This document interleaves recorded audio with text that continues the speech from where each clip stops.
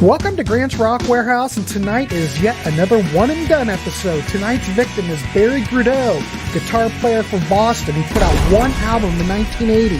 The panel's here, the panel's ready, let's do it. Grant is changing the world one track at a time on Grant's Rock Warehouse. All right, everybody, we are live. Welcome to Grant's Rock Warehouse. Look at this panel, ladies and gentlemen. Nice full panel. I love it. The more here, the better. It's like a club. Kinda. It's a community. I like to consider it that. So tonight's one and done episode. We haven't done one of these in a while, but we're going to look at that one solo album from Barry Goudreau, guitar player for Boston. I'm not going to go into it yet. I'm going to let the panel start us off. But yeah, you're saying, well, yeah, he did the one solo album, but he also was part of Orion the Hunter, which had much the same lineup here to some degree. And then we had RTZ, Return to Zero. So Barry's been kind of prolific, probably more prolific than Boston to some degree. But this came out in 1980, and Boston, Don't Look Back, that was 79? 78. 78. So they weren't doing anything. And this basically had, the same lineup as a Boston album did, and we'll get to the way it sounds and our tracks and everything. The other thing is I want to welcome everybody in the chat. We do want to hear from you because we are going to go at the end of the show. We're going to do a tally out of 10. We're going to decide, is this something worthy for anyone to pick up? Because I do know for a while that the reissue is out on Rock Candy, and it was out of print for a while, but it's back in print, so you can get it again.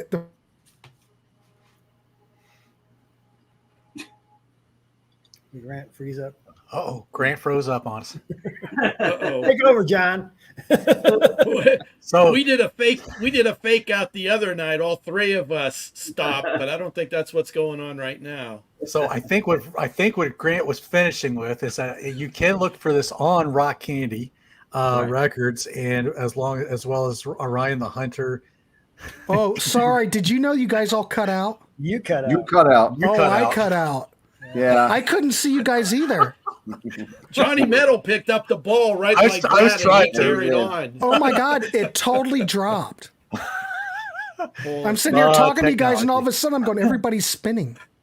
Hey. I was telling these guys the other night, me, you, and Schnee did it kind of like our minds were on the same wavelength. We just froze, all three of us, and it was pretty good. We were convincing. Well, thanks for picking up the torch, because now I don't remember what I was saying. I think you were talking about Cherry how you Red. can still pick this up. Cherry Red, it's in print, and I don't know if you can stream it. I'm assuming you can. There you go. Johnny Metal's got the Rock Candy. I think was doing it. Rock Candy's got it. It's been reissued by Razor and Tie once, and I think that's it. It might have came out like on a Japanese CD, but it is available. And we're just here to try to turn you on to stuff, see if this might be something you want to pick up. So, again, I want to welcome the panel, Johnny Metal. We got BM Bolt, we've got DC Toontime, John the Music Nut, and Ernesto, Zartan69. We are all here, and we're going to talk some Barry Goudreau. So, let's just do it like a Dark Horse episode. What you like, what you don't like, your rating out of 10, and I will compile it. And everybody in the comments, just hold off before you give your rating, and we will take that up. Well, before we get, I know Grant's gone. I know I disappeared. Logan's Rock Warehouse. Yeah. Kevin says you can pick it up on vinyl fairly reasonably. Yeah, probably can. I I got it for $1 a couple of years ago. Oh, Figures boy. $1? Wow. Yeah. This may be a very interesting episode tonight. Grant's frozen. If I got it, it's always going to be $1. So. I got Hey, cheap is the way to go, right? You know, why spend money on it, right? Grant is frozen in time. So I think what he was trying to say is that we're going to do this like a Dark Horse, what we like, what we don't like, rating, Yes. and then we'll compile it all up. So I think, John, you should start. I think I'm just going to go ahead and start while he's Go ahead, frozen John. in time. So There you go. So for me, I'm, my impression of this is basically if you order Boston on Wish and this is what you get. You know, that meme you get out there where you order this, but you wind up getting like you order Legolas, but you get some fat guy in a wrestling suit or something. Man, what is going on with the internet? You broke it. Johnny Metal's picked up your show the the ball other night here, broke and it, Grant. What he's can we got say? it, Grant. We'll just continue on every time you freeze up. So Yeah, just keep. All right. So- Are we on Johnny Metal? yes. I figured I'd start. All right, go ahead. Keep going. Hopefully, I won't get lost again in the. So 1980, you know, Tom Scholz is taking his sweet little time trying to figure out when he's going to record the next Boston album. And, you know, then he starts getting on all kinds of problems with the label. So he's like, yeah, go ahead, guys. If you always want to do some other projects, go ahead and have some fun with it. So he does. Barry puts this thing out. Well, that tipped Tom over the edge. So he gets fired from there. So go figure that out. Hey, Johnny, did you hear what the story was on that? What really put Tom Scholz over the edge with that whole deal? The record company put out an ad, and it said something to the effect, meet the guitarist behind Boston. Yeah. And I think Tom Scholz' head just exploded when he saw that ad and took it out on Barry for whatever reason. That was the record company's ad. Yeah. Putting that out there. And But when he you paid the price. when you look at what Barry supposedly contributed to those first two Boston albums, he really only contributed a couple of guitar solos. It's not like he played. Pissed Tom off so much. It's not like he played all the guitars on those albums. So really, he only contributed a couple solos on each album. So he didn't really do a whole lot. So, but you know, so when you listen to this, I mean, you basically have 3/5 of Boston. You got Sib on drums. You got Barry singing on most of the songs with future Boston singer Fran Cosmos singing on the others. And then Barry's doing the Tom Scholz thing and basically playing everything else. Yeah. So what do we get here? It's a fun album. Let's just say that. It is a fun record to listen to. Yes, it's Boston light. You got a lot of good hooks. Are the lyrics in the songs quite as memorable as what you would hear off those first two Boston albums? Not quite. You know, Hard Luck's good start to the album. You know, Nothing to Lose. We have Fran singing that one, and you get that nice a cappella, maybe higher voice a cappella thing at the end. What's a Fella to Do? To me, kind of sounds like Rock and Roll Band Part 2 or a prequel to it. You know, Mean Woman Blues, it feels like Smoking a little bit, but it's because it's got that big bluesy chug to it. But still a fun song, kind of funny lyrics in there. Leaving Tonight. At first, I thought it was a Cars vocal, and then I got listening to it more. And I thought, I have exactly the same thing in my notes, Johnny. Sounds like the Cars, a little like the Cars. And then I kept going with the song, and I was like, you know, this actually sounds a little bit like a young Michael Sweet of Stryper. Okay. A little bit. There was parts of it. I was like, hey, wait a second. Dreams, another decent track. Life is what we, you know, the rest of the album is just, you know, for its time. Sailing Away to me sounds like a nice campfire song. You know, with the strummy chords and the little violins playing it, which is nice. Cold World's a decent closer. You know, it's not a bad album. It's just, like I said, it's Boston light. And honestly, I don't think Barry was ever going to get out of the Boston shadow. Right. What do you guys think about that? Right. Sure. Yes. Yes, because that shadow was so whole huge. Sound. Yeah. Oh yeah. And I think nothing against Barry as a guitar player. I think he's a very good guitar player, and he shows it on this album. But the songwriting's just not what like Tom was doing, especially that first album. Maybe Don't Look Back. That's a little questionable. There's still some strong tracks, but it's not as strong as, say, the first album. You know, there's a lot of party time lyrics, but I don't know. It's the way Tom presented them and wrote them. I thought was made for stronger songs than what's on this. Agreed. So if I was to rank this or rate it,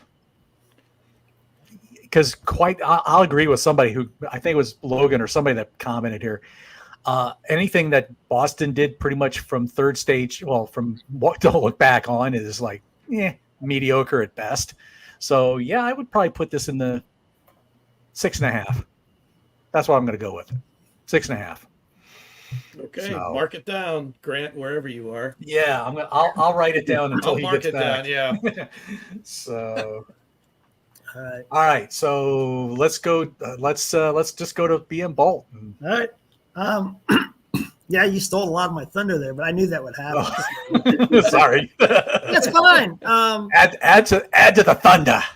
Yeah, I remember when this first came out, I would hear Dreams on the radio, and I thought, wow, this Boston?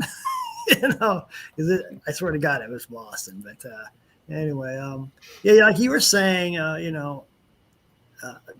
Scholes told him to go ahead and do an album because he was in a bunch of legal battles with, was it Epic, I believe, with CBS, and he knew it was going to be a while. He told him, yeah, go do whatever, but I don't think he wanted them to do another Boston album, because really, man, to me, this is basically Boston. Although I would say there's less organ and keyboards on here. The vocals aren't quite as layered. At times they are, and the production's a little rawer. I agree the songs aren't quite up to the Boston standards, but I feel like there's just the Boston magic is missing on here. Tom Scholl's magic cannot be there's denied. Just some kind of magic just missing. Cannot be denied. Yeah. But and you have to admit, if this was the kind of stuff that Barry was bringing to the table for the next Boston album, maybe I can see why Tom was a little hesitant on using some of that too. Good point. If this was the songs that he was bringing, they aren't up to Boston standard. Right. Sorry, folks. Yeah. So sorry. I think Dreams could have been a good Boston song. Yeah. but not a single. But not a single. I think that was the single. Yeah. I bet you. I really gave up on Boston. I think I listened to Dream On. Is it called Dream On or whatever it was? Walk On. Walk On. Yeah. And I wasn't impressed really at all. So I haven't really listened to anything after that, but I would probably put this up there ahead of that. Well, what do I know? I haven't really listened to it much. So this would be my fourth favorite Boston album, I guess. So anyway, so I'll go over a couple of things on songs. I thought Hard Luck was pretty good. It's a good rocking tune. Nothing to Lose is really strong. It's just Fran singing on that. I believe that Fran wrote 3 of the tracks and he sings on those 3 tracks. Right. It's got a lot of that track's got a lot of the Boston style guitar lines, and a lot of layered vocals on that one. Pretty catchy. You hear Brad comes in and does a lot of screaming at the end of the track. I thought Mean Women Blues was really good. It's kind of fast blues shuffle with Brad singing on it. So Leave It Tonight I wrote down. Feels like a cross between the Cars and Boston. Yeah. There you go. All 3 of us that have, He starts singing and it's got that weird car. Yes. I don't know. Is that Ben Orr's voice or is that more? Remember the Cars came out in '79, so pretty much second album. album. Yeah, it's got that. God. There's Grant. That Cars sound. Our fearless leader is back. I We're rebooted. almost done, Grant. I don't know. We've been going through And everything. that wraps up another Grant's Rock Warehouse. That's fine. At least you guys can carry the torch. I won't have to do any more hosting anymore ever. Well, I Johnny rebooted. Metal's got it all covered. I rebooted everything, and I'm back. So we'll give it another shot. So where are we? So Byron was going. I'm wrapping All right. up. All right, go ahead. I'll catch up. So side 2, we got this leaving tonight. Like, okay, I was talking about that. How I thought it sounded like the Cars at times too. It's got those hand claps too, reminding me a little bit like Feeling Satisfied. Yep. Definitely Dreams. Dreams is the best song on here, and that one's I go way back. Like I said, when it first came out, I liked that, and I wrote, "How is this not Boston?" I enjoyed Life Is What We Make It. It's a nice upbeat song with some good guitar solos. Sailing Away, just a short acoustic track. And Cold World I thought was pretty good. It starts right when it starts out. It's like, wow, is he playing the guitar solo at the beginning of Long Time? Yeah, a little bit. Yeah, and it's very funny because also in that song there are in the lyrics he says "long time." Okay. Because I was thinking the same thing you were. I says, man, this sounds an awful lot like "long time," and then I'm listening and he uses the words in there "long time." So I don't know. Just And throwing that in there. I thought the backing vocals on that reminded me of Styx. I don't know if anybody else heard Yeah, that. I picked up on that a little bit. Yeah. Little bit, yeah. But a lot of good aggressive soloing on that track as well. So, I'm going to give it a 7. Okay. Wow. So Damn. What? I think my opinion has improved a little bit since I've really started focusing on it in the last few weeks. I probably wouldn't have given it quite as high of a score as before, but Well, sometimes Enjoyed you it. go back and revisit things, and yeah. things take hold. Johnny Metal, what did you give what was your score? 6.5. Okay, 6.5. All right. Well, it looks like I'm still connected. I had to totally good reboot news. everything. I don't know what was going on. It was freaking out. Somebody said in the comments it might be Tom Scholes. It's probably. He's pretty techie. He might be getting in here and dicking around with your system there, Grant. He was probably Oh my telling you to God. cool the engines. That's all right. Well, I see that there's a lot of Yeah, Grant left the building. I'm sorry. Out of my control. You go live, you're opening a whole can of worms, ladies and gentlemen. A lot of people in the comments said, I think the album cover hurt it. It looks like a singer-songwriter folk album. Yeah, is that cover any more middle of the road than that? The dude's just hanging out with his porn mustache. Skinny tie. Kinda glancing to it doesn't fill you with any kind of excitement or anticipation. I agree with whoever said, I think he's trying to sell you a car or sell you a house. Yeah, something like that. Or He's not just insurance. doing- It's a little I bit think too- he's cool. I think Yeah, he's cool. He's hanging out in the corner, right by the bar, checking out the women. Better All right, than Mike, I'll take your. I'm in you though. It's not that embarrassing, you know. All right, Mike. I took your score. Yeah, the weather. I don't know if the weather's having anything to do with it here in Ohio, but it's warm. Oh, look, Sydney says, Oh, look, he looks like Grant 40 years ago. That's right, when I was playing in the band. That's the way I looked. I didn't have a stash. and he'd have his bass slung strategically down low. Yeah. kinda It looking was. off to It the was side. right on the special spot.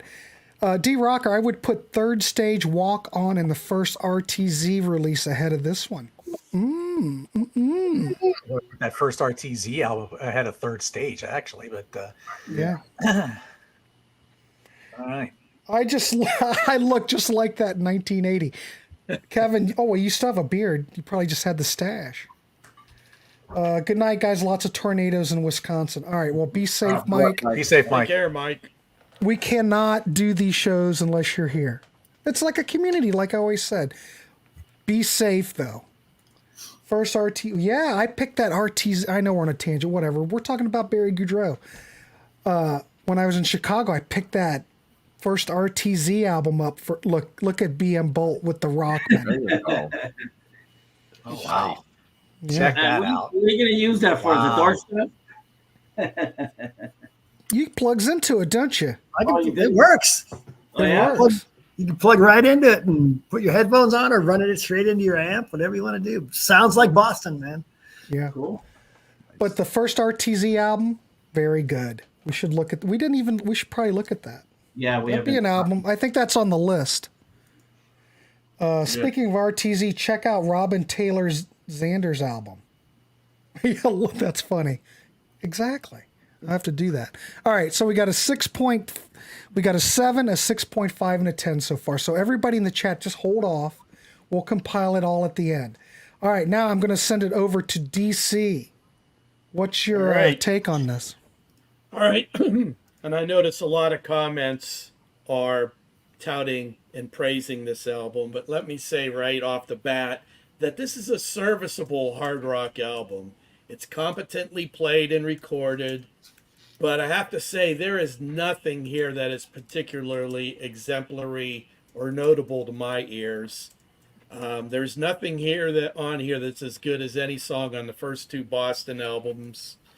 And if I wanted to listen to Boston style hard rock, I would just listen to the first 2 Boston albums or Orion the Hunter. At least that album had 3 or 4 songs I thought were pretty top shelf. The songs, as I think Byron pointed out, they're not as meticulously put together because obviously Tom Scholz isn't behind this project, and he was the noodler. He was the guy that get in there with all the little extras and everything. This approach works. It's just that the songs aren't really memorable. I know I didn't hear any awesome hooks, riffs, or vocal or instrumentational interplay that really caught my ear. I had the same feeling about the one track, Leaving Tonight. Sounds a lot like the Cars. You could go through these songs and spot the Boston song references because there are little flavors of songs that Boston had already done that creep their way into these tunes on this album. So I'm gonna rate this album a 5. It's just middle of the road. Nothing great, nothing offensive. It just sits there like that album cover. Really? It's just Okay. I don't think Good there's party nothing album. here that I think's as good as anything on a Boston album. So why would I listen to this with my limited time left here on the planet? What do you think about Fram's voice? Do you like his voice? There is nothing, like I said, there is nothing wrong with the performances. Yeah. And the playing and everything is top shelf. It's just the songs. There's nothing here that's there's no flipping my more than a switch. feeling or no more than There's nothing here that really Don't Look grabs Back. me. Yeah. I'll never play this again. It's like, Right. sorry, folks. I got to call them as I see them. So, Jeff, Mike gave it a 10 rating. He had to go because they're having tornado situation. So he could at least he gave his rating. And I wish I could have heard more about it from Mike, but that's all right. We got his rating. So everybody still hold on. We'll get to it. I like what Angel's Final Planet said. He looks like an 80s undercover cop on that cover. Yeah, he looks like one of the guys that would be at the desk on Miami Vice. He never doesn't get to hit the streets. He's there running information and, passing it on. Logan, what's that mean? DC go back to Gino Vanelli. What the hell does that mean? I'll take Gino Vanelli over this every day of the week. This is not anywhere near as good as Boston, nor even as good as Orion the Hunter. That's right. I'm not going to waste my time. Sorry, folks. Okay. This record is a bit like Foghat using Boston's equipment, but I still like it, just not as much as the first 2 Bostons. I can understand that. But Barry is Boston. Barry is Boston. The performances are excellent. It's just the songs are not. And the lyrics, I'm not a lyrics guy, but a little hokey. Here comes Sorry, folks. I know matter of time before the Flock of Seagulls reference would show There up. you go. You go over to Rachel's channel, and it's always brought up. It's either that or Flea from Red Hot Chili Peppers. So there you go. Thank you, Angel. Thanks for bringing it up. Preach, DC. Preach the gospel, DC. Yes, hear me. I'm just joking, Angel. I'm glad you're here. I can handle it. Based on the day that I've had today, that I can. There you go. Thank you. That's the least. That's the least of my worries. of it. Let me right. let me say this. Oh, let, folks. let me go next because I know John is gonna kill it at the end.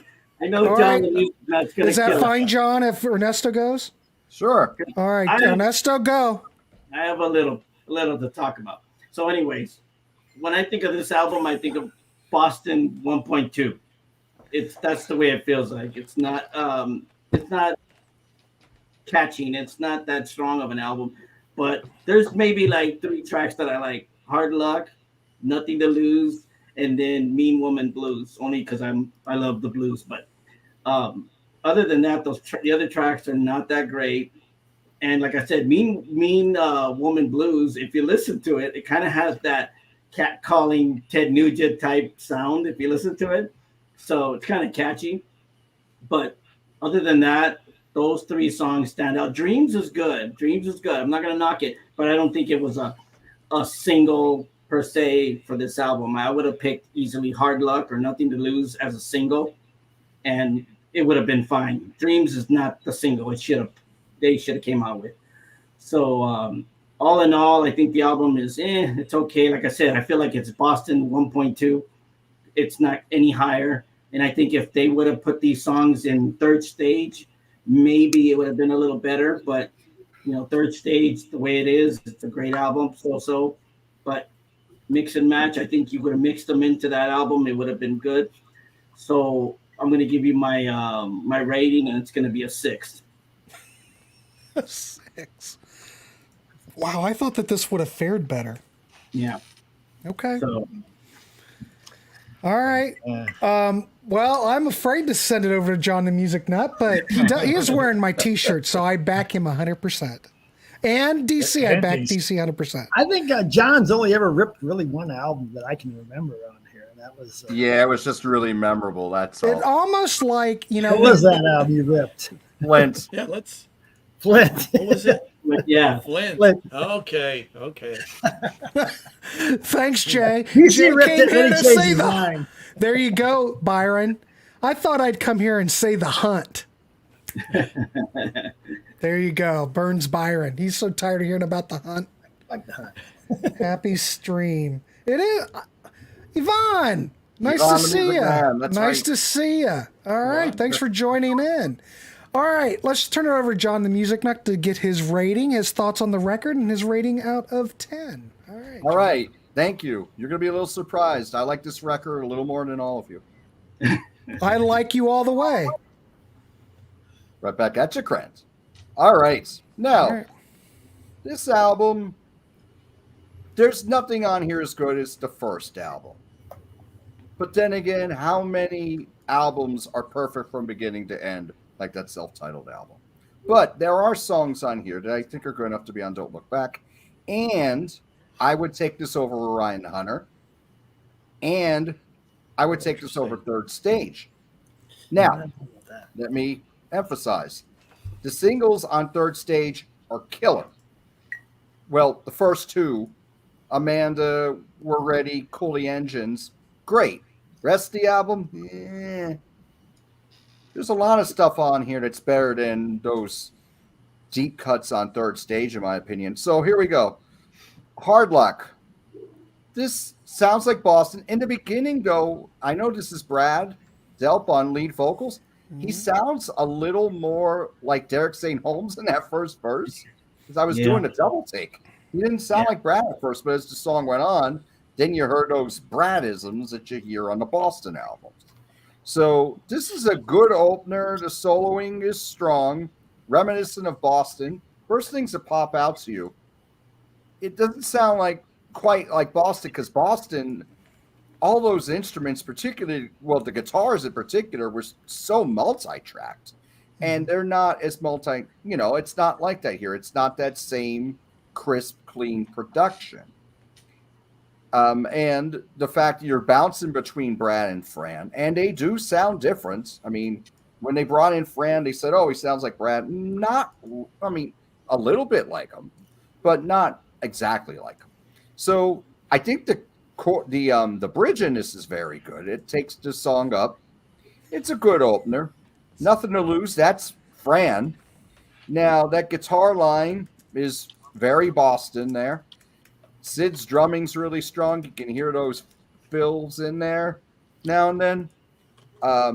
Nice lead playing before that vocal kicks in. You got that lead playing before, right when the song starts, and that happens on the next track too. I like the way it ends with the a cappella chorus and Fran doing all that ad-libbing at the end. I think that's very good. Yeah. What's a fella to do? This is good. The verses are good. It has that spirit of Boston, but it's just looking for a hook. It's not very memorable. It's okay.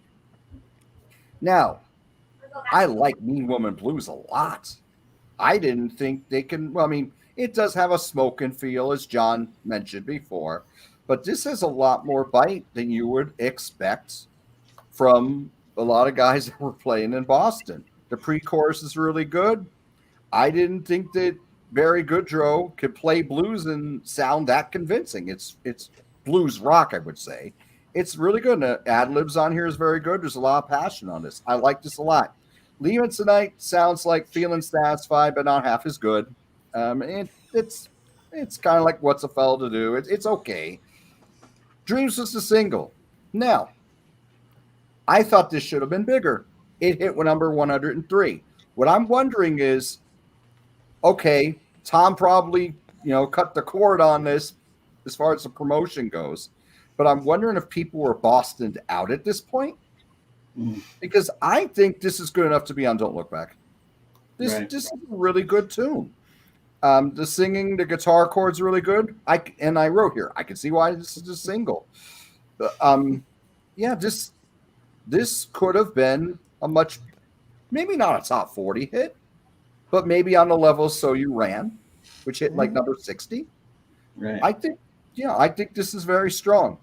Now, Life is What We Make It. This song, I did not know. I've heard this song before, but I didn't know this was Barry Goudreau until I listened to the album. This song has gone through my head off and on for over 40 years. And that's happened to me over the years. Like sometimes I would remember a song from my youth, and they played this on the radio here. They played this on Rock 107. So I was always like wondering what this song was. And then when I heard this, when I was listening to this and they go into Life is What We Make It at the beginning, like, oh my God, this is Barry Goudreau? Shit. My favorite song on the album. Because that song has been stuck in my head for over 40 years. I just never knew who it was. I think this is great. The song kills. I like everything about it. I think this, like I said, this got played on 107. This could have been a single too. I think it's best track on the album. Sailing Away sticks out like a sore thumb, but Brad sings really well on it. It sounds like something to be out of a play to me, with the strings and the acoustic guitar in there. It's pleasant. It's okay. Cold, Cold World. Now, this I like as a closer. I don't love. Because after Barry's solo, they should have just went right into the chorus, fade out, end the song. Instead, they go into a third verse, which is what I said about So You Ran. So You Ran felt longer because they went back into a third verse after the chorus. They do the same thing here, and then the song doesn't sound, it sounds longer than it actually is. I think they take out that third verse, have that nice ride out at the end. At times it has this back on the road again feel from Mario Speedwagon from 9 Lives. So, again, the playing on here is very good. Fran and Brad sound great. Sib sounds great. I'm not going to say it's first 2 Boston albums great, but if you're a big fan of Boston, I would recommend this. I would give it a 7. Oh, wow. All right. Wow, John. You couldn't have said it any better. Thank Right. you. I was thinking a 7 as well. I think that the best track on here was the track that was written by Fran, Nothing to Lose. Got 12 string on it. It's catchy. It's almost power pop. The vocals, the production sounds great. I mean, I could go into each track, but I think John pretty much had everything. You were reading my mind, John. Cool. I think it's a great record. I think it fills that niche. I think this is a better record than Third Stage. I like it better than Orion the Hunter. I think when we looked at Orion the Hunter, well, look what we've got so far. I mean, I thought Orion the Hunter fared worse than what we've been rating it. I gave it a 5.5. I wasn't fond of the record. But I like Orion and the Hunter, but I like this better because, for one, okay, this is 1980. The 80s haven't fully taken over. When you listen to Orion the Hunter, that is full tilt 80s production. Yeah. This is aged a lot better. This sounds like a Boston record. This sounds like 1977. Sounds like 1978. If you like Boston, this really fit that niche. That really fit. And I think, I mean, I can't speak to whether Schultz put the kibosh on it. This was out on Epic Portrait, same label. Right. But you cannot blame, holy crap, Jeff Halverson. Wow. Wow. Nice. There you go, Jeff. Thank you, Jeff. Oh, thanks, Jeff. Man, I appreciate it. I'm going to leave that up there so I can stare at it a while. But what was I saying? They were on the same label. Same label. So maybe Schultz had, but was he in? He had issues with Epic, right? Wasn't he at odds with them? Didn't Davy say something about that? Yeah. Yeah, there was because they were wanting him to put the albums out quicker, and he just was being very meticulous and taking his time. But I just want to throw a question out to you guys. Yeah, sure. So we talked about how this album sounded like Boston Light or Boston 1.2, as Ernesto puts it. But nothing. But Grant made an interesting point though. Nothing to Lose. It's probably the least Boston sounding like track on the album. Yeah. Would you agree? I would agree. Yeah. But Fran's singing. Song. You do have Barry on the backgrounds. It still has Boston tendencies, but it's a little bit more uplifting. It's very melodic. Yeah, almost has a little bit of a slight like Beatles or something. Yeah, I like it. Yeah, I would have used it as a single. I would have used that as a single right there. I wouldn't use Dreams. I'm going to give the production nod to this because I've been listening to this ever since we've been doing it. And I can listen through the whole thing and I don't feel like turning it off. I think the more you listen to it, the more it opens up. But I think the opening track, Hard Luck, my God, listen to the guitars on there. Listen to the tone. Yeah. Listen to Goudreau's guitar skills. Hey, I don't know who played on that Boston album, but when I listen to this, it makes me wonder. Because for Tom Schultz not being here and I'm listening to Barry's guitar lines, it sounds like Barry playing a lot of that stuff on the Boston record. I don't know what to believe. Well, Byron, tell me something since you got the album out. Who produced this album? Barry. And Mike Stone. The guy from the first album. Mike Stone and Barry Goudreau. Barry produced it. Sure. No. John Boylan and Barry Goudreau. Oh, John Boylan? I thought it was Mike Stone. As well. And, was it Mike Stone who recorded it?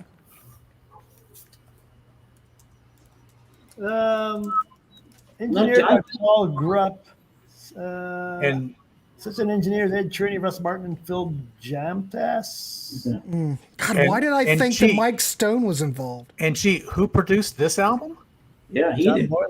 Tom Schultz really produced it, though. Yeah, Tom Boylan was basically he was also the main producer too.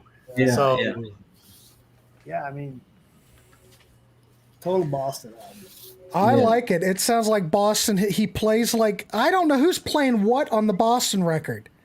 Mostly Tom. I guess, but they sound identical. Explain that. Tom and Sib. Well, it's the whole damn band. I'm good. I like it. Like it better than Third Stage. Like it better than Orion the Hunter. Oh, I It would gets the agree with production that. knob. Okay. I like this record. I'm with John the Music Nut 100%. I would give it a solid 7. I would never trade this in. I like it. It fits right in there with the first 2 Boston albums in my mind. Fits right in. And the more you listen to it, the more it opens up. I swear to God. Sydney, I'm with you. All right. Well, thank God someone's agreeing with me tonight. You have no idea my day. Byron was showing the album insert before. Sib was really rocking that fro, wasn't he? Yeah. He's one hairy dude, man. Rocking that chest He's a hair great too. drummer. My God. He had a fro like Oscar Gamble, man.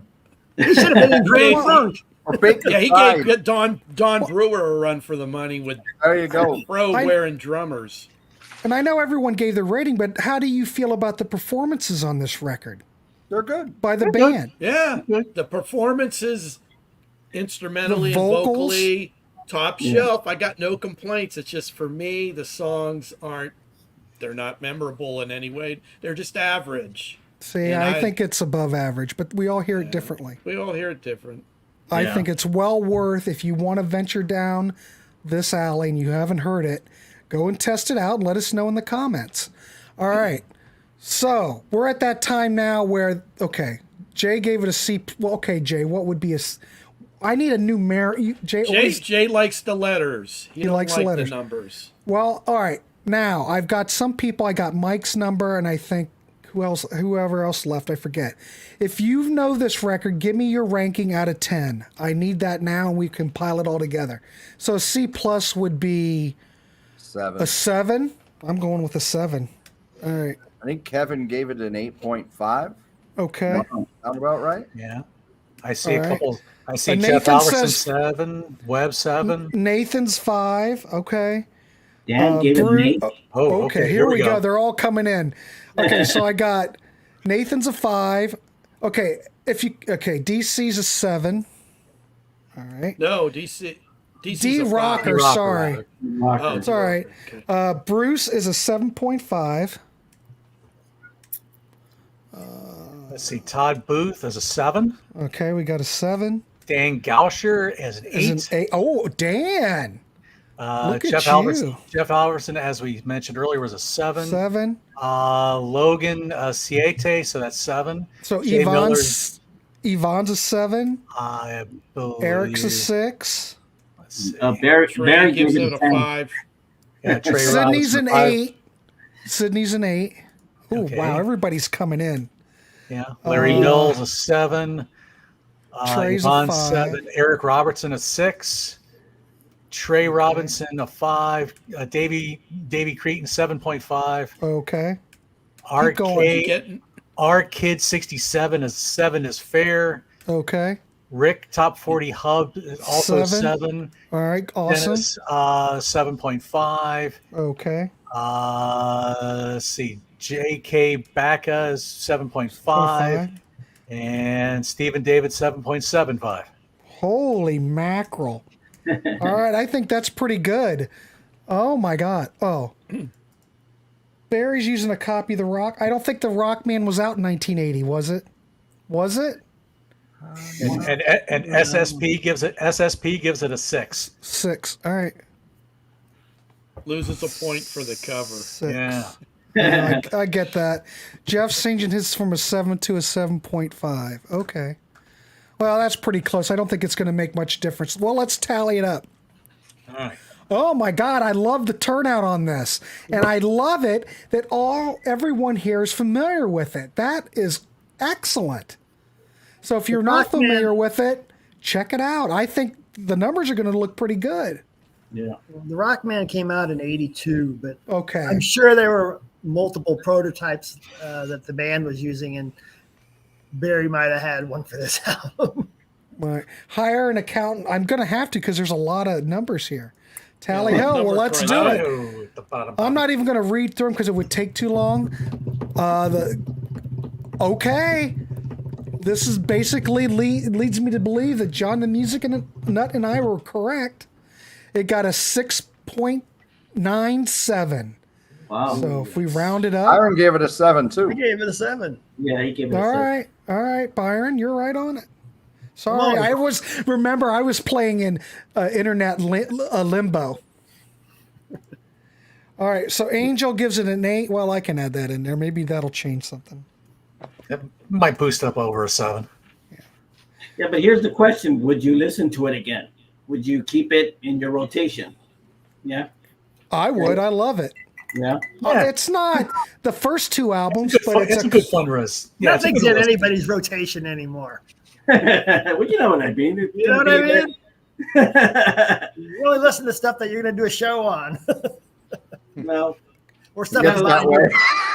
Everyone look to the right. You got to remind yourself when you listen to it. You got to hear it again just to get in the groove again when you're going to review it. Oh, it's good guitar hack going tonight. I mean, for all of us, I'm pretty sure it's been a long time we've heard this album, right? A very long time. Never heard it till very Not me. recently. The album itself, I never heard till recently. Oh, Just If you the love it, record, though. well, Steven, if you love it, how can you give it a 7? Well, that's a good point. Maybe love's not a strong there's term, but degrees. there's different degrees degrees. of love. I think it's worth having in your catalog or in your library if you are a Boston fan, because I think I'd put it number 3 if I'm ranking the Boston albums. That's pretty good. Yeah. All right. But you have to understand, I'm hosting. I'm a monkey, Steven. Cool. Need to check it out. I think we do it. All right. Let me see if that. Holy cats! Wait till you get to Sydney's geez. latest Okay. comment. Oh boy, Sydney's not tuned Sydney's in. sleeping at a doghouse tonight. With that extra 8, we've got a 7.00. Solid Yeah, let's 7. close the voting. That's nice All right. and neat right there. All right. Well, Sydney this is better a fun sleep with one eye exercise. open tonight. I am like Davy says, I'm just a monkey with fiber optic cable. Agreed, Grant. You need it for your collection. All right, good. Most of us are 7. I agree 100% with it. So, all right, we can wrap this dog up. I wonder if we should look at RTZ's on the agenda, isn't it? Yeah, we should do that. We should do RTZ because it's kind of in that Wheelhouse. wheelhouse. Can't call it a one and done per se, but yeah. Because they did actually Oh, come up there's with a second- 2. They did come up with a second one, but Oh, Yeah, I forgot there's 2. We can't do 2. no. Yeah, that threw that out the window. Oh well, we'll figure out something for next month. Yes, Logan. Rest that's in right. peace. Rest in peace, Brad Dell. Rest in- and yeah. and Sid.